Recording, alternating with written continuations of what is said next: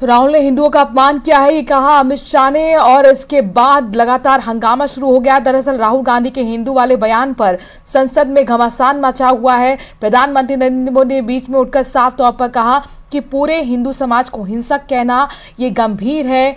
इसके बीच गृह मंत्री अमित शाह ने भी पलटवार करते हुए कहा कि राहुल गांधी माफी मांगे। किसानों को, मजदूरों को मंदिर के इनॉग्रेशन तक नहीं जाने दिया। मंदिर के इनॉग्रेशन छोड़ो, उसके बाहर भी नहीं जाने दिया।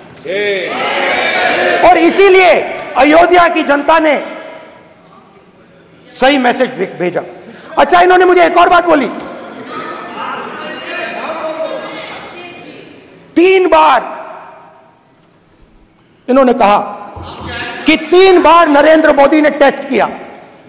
2 बार क्या मैं अयोध्या से लड़ जाऊं? और सर्वेयर्स ने कहा अयोध्या में मत लड़ जाना, अयोध्या में मत लड़ जाना, अयोध्या की जनता हरा देगी। और इसीलिए प्रधानमंत्री वाराणसी गए और वहां बच के निकले।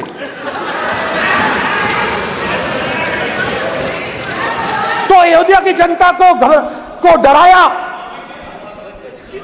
पूरे देश को डरा दिया।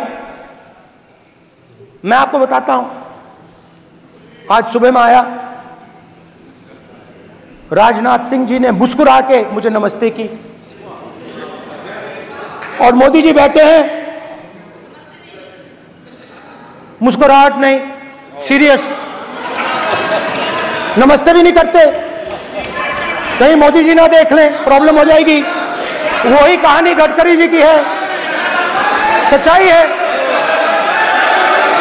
अरे भाई, अयोध्या की जनता को छोड़ो, ये तो बीजेपी वालों को डराते हैं।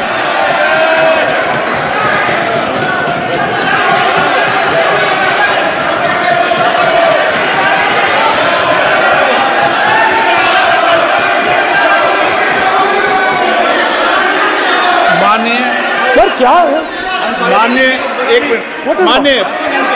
माननीय प्रतिपक्ष के नेता, एक मिनट। माननीय प्रतिपक्ष के नेता, आप सदन के वरिष्ठ नेता हैं।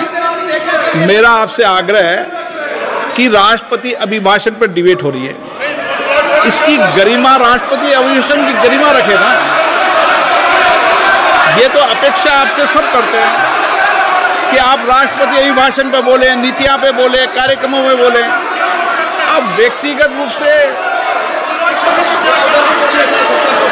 नहीं, अगर आप ये उचित मानते हैं क्या? स्पीकर सर, ये उचित है?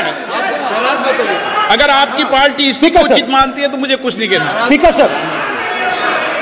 माननीय अध्यक्ष जी, लोकतंत्र ने और संविधान ने मुझे सिखाया है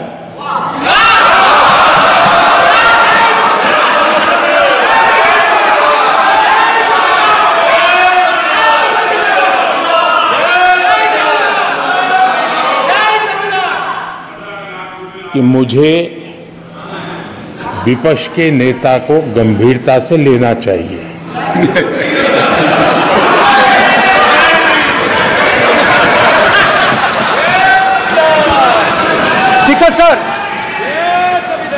स्पीकर सर, आपने कहा कि डिबेट प्रेसिडेंट्स एड्रेस पे होनी चाहिए। ये जो मैंने किया है, अनुराग ठाकुर जी ने अयोध्या की बात की थी, अनुराग ठाकुर जी ने सनातन धर्म पर आक्रमण की बात की थी, इसीलिए मैंने ये किया है। मैं दिखाना चाहता हूं कि अयोध्या में क्या हुआ, अयोध्या की सच्चाई क्या थी। प्रेसिडेंट्स डिबेट में उन्होंने बात उठाई थी, मैंने बात बंद की है। प्रधानमंत्री जी को अच्छी लगी अयोध्या के बाद अच्छी लगी, डर फैलाया और ऑपोजिशन का रिस्पांस, एक साथ मिलकर भारत जोड़ो यात्रा, सारे के सारे ऑपोजिशन, पूरा देश एक साथ मिलकर कन्याकुमारी से कश्मीर तक चला। और जो आपने डर फैलाया, उसके बारे में यात्रा में बहुत कुछ सुनने को मिला। अभी तक याद है, सुबह 7 बजे 7-8 बजे की बात थी, यात्रा में चल रहे थे, एक महिला आती है, हमारे साथ चलती है, मेरा हाथ पकड़ती है और घबराई हुई सी थी, तो मैंने पूछा क्या हुआ। वो मुझे कहती है मुझे मार रहा है, मुझे मार रहा है।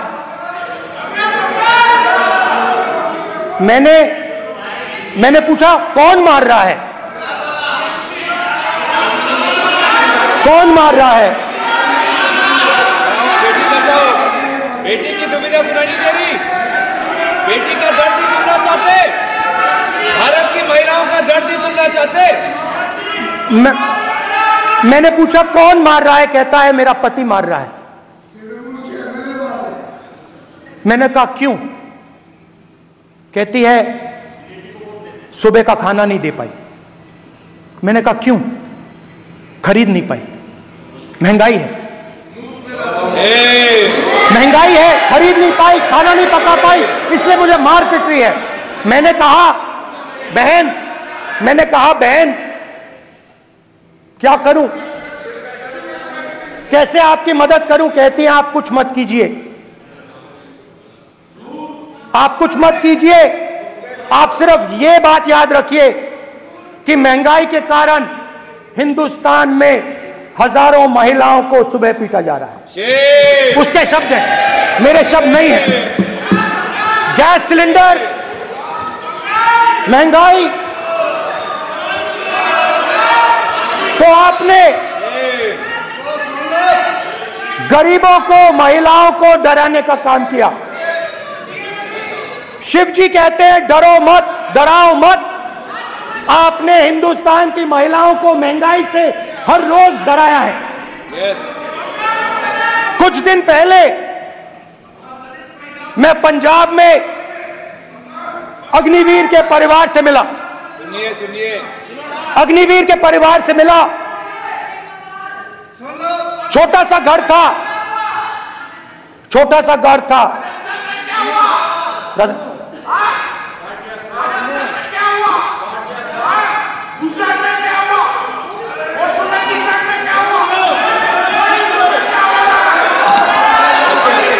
ठीक है,